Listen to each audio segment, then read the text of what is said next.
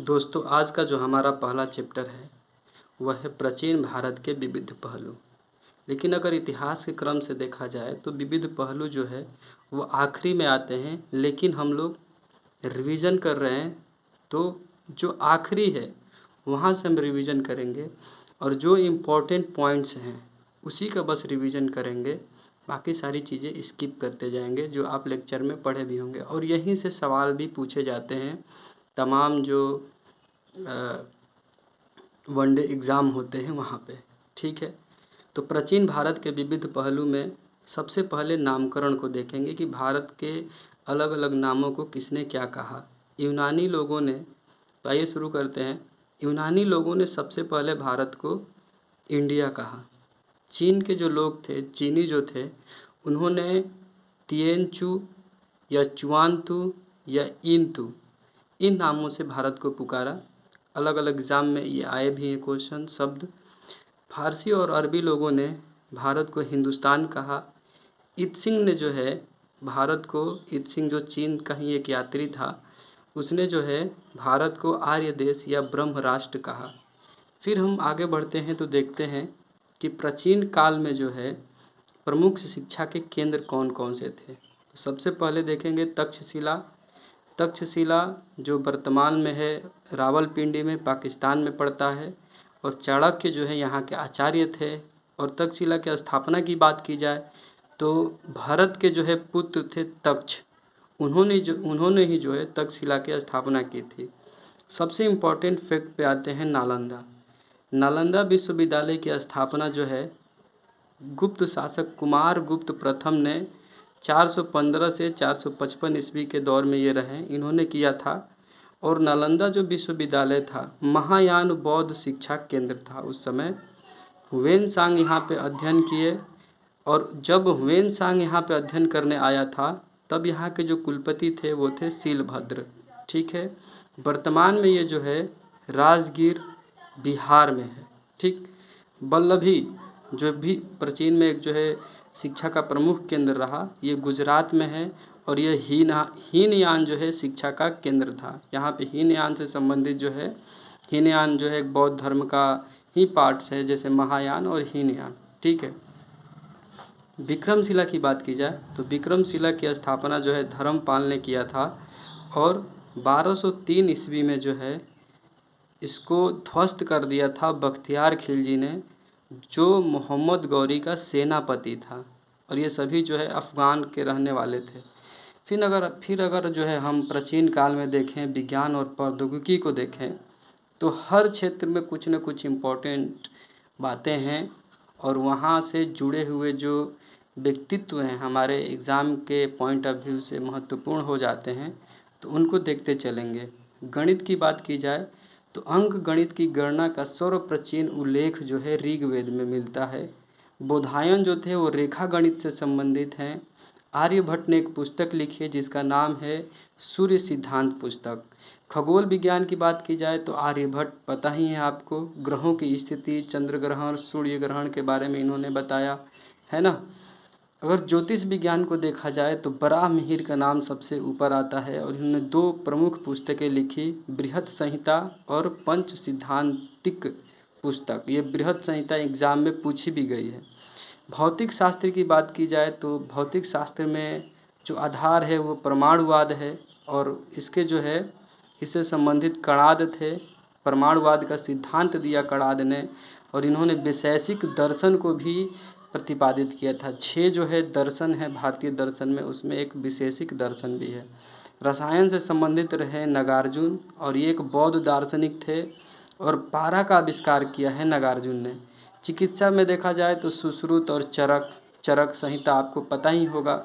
चरक संहिता की रचना जो है चरक ने किया था। फिर आते हैं भारत के प्रमुख सूर्य मंदिर। एग्ज़ाम में पूछा गया है, यूपीएससी के एग्ज़ाम में पूछा गया है, तो ये इम्पोर्टेंट टॉपिक हैं। सबसे पहले देखेंगे कोणार्क का सूर्य मंदिर। इसको ब्लैक पैगोडा कहा जाता है। सीधा सा क्वेश्चन बनेगा कि निम्नलिखित में से किसको जो है ब्लैक पैगोडा कहा जाता है, तो कोणार्क के सूर्य मंदिर को। लोकेशन है इसका पुरी उड़ीसा में। संस्थापक है नरसिंह देव। जो गंग वंश से संबंधित थे। इसमें 12 जोड़ी चक्र का एक रथ है जिसको 7 घोड़े खींचते हैं। पता ही है आपको कि जो सूर्य भगवान हैं उनके रथ को जो है 7 घोड़े खींचते हैं। और यहाँ पे कामुक कलाकृतियाँ, जैसे खजुराहो में मूर्तियों को कामुक बनाया गया है, उसी तरीके से 1984 में जो है इसको जो है यूनेस्को वर्ल्ड हेरिटेज साइट में शामिल किया गया। मोढेरा का सूर्य मंदिर जो है गुजरात में है। इसके संस्थापक राजा भीमदेव थे जो सोलंकी वंश से संबंधित है। इसको गुजरात का खजुराहो कहा जाता है। तो सीधा सा क्वेश्चन पूछेगा कि गुजरात का खजुराहो किसे कहा जाता है, तो मोढेरा सूर्य मंदिर को। बात आती है मार्तेंड सूर्य मंदिर की, तो ये जो है इसका लोकेशन है अनंतनाग जो ज़िला है जम्मू कश्मीर का, वहाँ पे है। संस्थापक जो है ललितादित्य मुक्तपीड। पूछा गया है क्वेश्चन कि मार्तंड जो मंदिर है, सूर्य मंदिर है, वो कहाँ पे स्थित है और इसके संस्थापक कौन है। सूर्य नारायण स्वामी मंदिर अरसवल्ली आंध्र प्रदेश में है। संस्थापक कलिंग राजा देव वर्मा। कोई ज़्यादा इम्पोर्टेंट नहीं है। फिर उसके बाद सूर्य पहर मंदिर है आसाम में। और उसके बाद जो है दक्षिणार्क सूर्य मंदिर बिहार में है। ध्यान रखिएगा, अगर पूछ दे कि दक्षिणार्क सूर्य मंदिर कहाँ पे है तो दिमाग में आएगा कि साउथ में होगा, लेकिन ये बिहार में है। मंदिर निर्माण की शैलियाँ यहाँ पे शॉर्ट में ही है, लेकिन अगर आप आर्ट एंड कल्चर पढ़ेंगे तो पूरा विस्तृत है। तो 3 शैलियाँ हैं, नागर शैली, बेसर शैली, द्रविड़ शैली। जो नागर शैली का विकास हुआ 7 से 13वीं शताब्दी के बीच में ये रहा। और ये उत्तरी भारत में जितने मंदिर बनाए जाते हैं वो नागर शैली से बनाए जाते हैं। ये हिमालय से विंध्यन जो पर्वत श्रृंखला के बीच के जो मंदिर हैं वहाँ पे आपको नागर शैली देखने को मिलेगी। और इसके शिखर जो होते हैं वो शंकु के आकार के नुकीले होते हैं। बेसर शैली जो है 8वीं शताब्दी से 14वीं शताब्दी के बीच हुई और दक्कन भारत की शैली है विंध्यन से कृष्णा नदी के बीच में। अगर लोकेशन देखेंगे आप मैप में तो कृष्णा से जो है विंध्यन से जो है कृष्णा के बीच में है। और यह जो है नागर और द्रविड़ शैली का मिक्स है, मतलब मिश्रित है, हाइब्रिड है। द्रविड़ शैली की बात की जाए तो ये 7वीं सेंचुरी से 18वीं शताब्दी के तक रही और सभी मंदिरों में जो है ये सबसे लंबे समय तक बना रहा द्रविड़ शैली। और ये दक्षिण भारत में आपको देखने को मिलेगा यहाँ पे मंदिर, जैसे कि राजराजेश्वर मंदिर या जिसको हम बृहदेश्वर मंदिर भी कहते हैं, जो तंजावुर में है और तमिलनाडु में है ना। और इसकी खास बात ये होती है द्रविड़ शैली के मंदिरों की कि ये जो हैं इनके जो पिरामिड होते हैं वो इनके जो शिखर होते हैं वो पिरामिड के आकार के होते हैं। फिर आगे चलते हैं।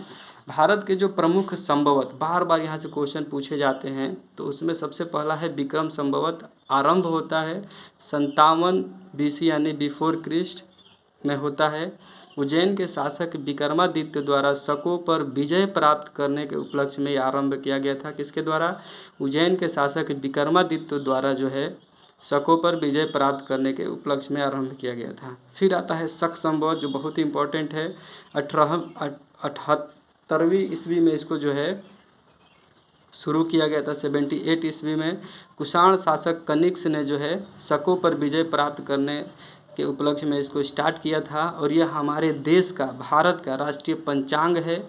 इसमें भी 365 दिन होते हैं और ये चैत्र मास से स्टार्ट होता है। और चैत्र का पहला तारीख जो है ग्रेगोरियन कैलेंडर, जो इंग्लिश जो पंचांग है, कैलेंडर है, उसके हिसाब से देखा जाए तो चैत्र मास का जो है पहला दिन, पहली तारीख जो है ग्रेगोरियन कैलेंडर के जो है 22 या 21 मार्च को पड़ता है। क्वेश्चन पूछा गया है कि चैत्र मास का जो है पहला तारीख ग्रेगोरियन कैलेंडर का कौन सा तारीख होता है, तो 22 या 21 मार्च। उसके बाद आता है कलचुरी चेदी वंश। कोई ज़्यादा इम्पोर्टेंट नहीं है, ईश्वर सेन ने इसको शुरू किया था। फिर आता है गुप्त वंश जो महत्वपूर्ण है, इसको देख लीजिए। इसका आरंभ जो है 319 ईस्वी में हुआ था। गुप्त शासक चंद्रगुप्त प्रथम के द्वारा हुआ था। वल्लभी संवत का भी डेट वही है 319 ईस्वी। अल-बरूनी के जो विवरण है उसके जो किताबें उल हिंद, वहाँ पे जो है वल्लभी संवत के बारे में देखने को मिलता है। फिर आता है हर्ष संवत। ये जो है 606 ईस्वी में वर्धन शासक हर्षवर्धन के द्वारा जो है जब वो गद्दी पे बैठा था तो उसने जो है हर्ष संवत शुरू किया था। फिर आते हैं जो हमारे चैप्टर का, इस चैप्टर का सबसे इम्पोर्टेंट पार्ट है कि प्राचीन काल के जो है प्रमुख वंश और उनके शासक, संस्थापक और उनकी राजधानियाँ। देखते जाएंगे, एक लिस्ट है, इसमें से जरूर ही क्वेश्चन पूछा जाता है। आप देखेंगे इसको। हर्यक वंश की स्थापना बिंबिसार ने की थी और राजधानी था राजगिरी, और या राजगिरी के बाद ही पाटलिपुत्र हो जाता है। शिशुनाग वंश की स्थापना शिशुनाग ने किया था, पाटलिपुत्र और वैशाली राजधानी रहा। नंद वंश की स्थापना जो है महापद्म नंद ने किया था, राजधानी पाटलिपुत्र। मौर्य वंश की स्थापना सबको पता है, चंद्रगुप्त मौर्य ने किया था, पाटलिपुत्र। शुंग वंश की स्थापना पुष्यमित्र शुंग ने किया था, पाटलिपुत्र ही राजधानी थी। कण्व वंश की स्थापना वासुदेव ने किया था, कण्व लास्ट में वो आ रहा है, वासुदेव है ना, वासुदेव ने किया था। सातवाहन की स्थापना सिमुक ने किया था, सातवाहन सिमुक। प्रतिष्ठान इसकी राजधानी थी, पूछा गया है प्रतिष्ठान। कुषाण वंश की स्थापना कुषाण कुजुल कटफिसिस वन, कुषाण से कुजुल, ठीक है। और इसकी जो राजधानी थी वो थी पुरुषपुर, जो पेशावर है, और मथुरा भी रही। गुप्त वंश की स्थापना श्रीगुप्त ने किया था, राजधानी पाटलिपुत्र। पुष्यभूति वंश की स्थापना पुष्यभूति ने किया था, राजधानी था थानेश्वर और कनौज। पल्लव वंश की स्थापना जो है सिंह विष्णु ने किया था, राजधानी थी कांचीपुरम। पाल वंश की, पल्लव और पाल में डिफरेंट है, पाल वंश की स्थापना गोपाल ने किया था और राजधानी थी मुंगेर। गुर्जर प्रतिहार वंश की स्थापना हरिश्चंद्र ने किया था, राजधानी थी कनौज। सेन वंश की स्थापना जो है सामंत सेन ने किया था, राजधानी थी राढ़। चौहान वंश की स्थापना वासुदेव ने किया था, राजधानी थी अजमेर। गंग वंश की स्थापना जो है ब्रजहस्त पंजम ने किया था और राजधानी थी पुरी। उत्पल वंश की स्थापना जो है अवंती बर्मन ने किया था, राजधानी था कश्मीर। परमार वंश की स्थापना जो है उपेंद्र ने किया था, राजधानी थी धार या कन्नौज। सोलंकी वंश की स्थापना मूलराज प्रथम ने किया था, इसकी राजधानी थी अनिहलवाड़। चोल वंश की स्थापना विजयालय, बहुत ही इंपॉर्टेंट है चोल वंश की स्थापना विजयालय ने किया था, जिसकी राजधानी थी तंजावुर। और आखिरी हिस्सा है ये, अगर आप समझ जाते हैं तो पूरा इतिहास, प्राचीन इतिहास समझ जाएंगे।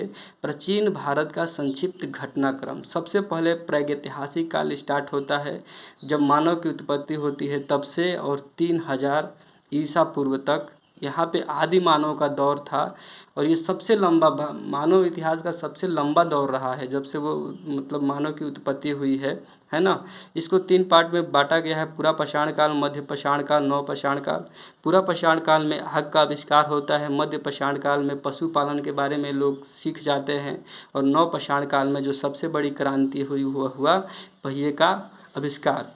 फिर जो है प्रागैतिहासिक काल के बाद सिंधु घाटी सभ्यता आती है, 2500 ईसा पूर्व से 1500 ईसा पूर्व तक।